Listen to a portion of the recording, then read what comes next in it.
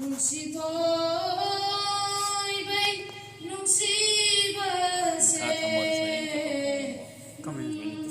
nungsiba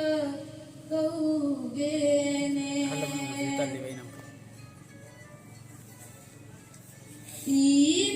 ibaga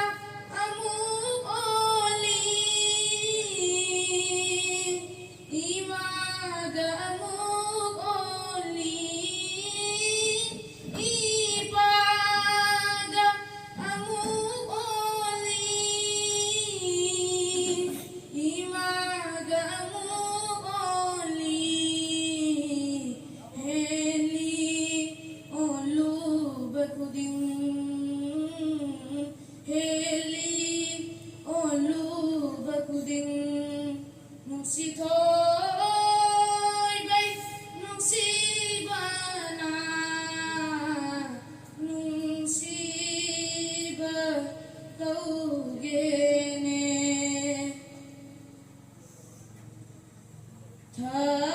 tawaiga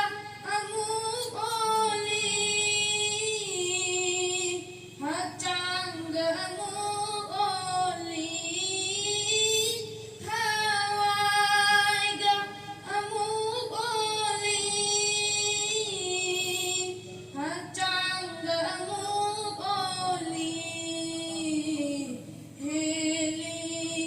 olu bakuding heli olu bakuding nugsito'y nugsibana nungsiba kaugene mioy na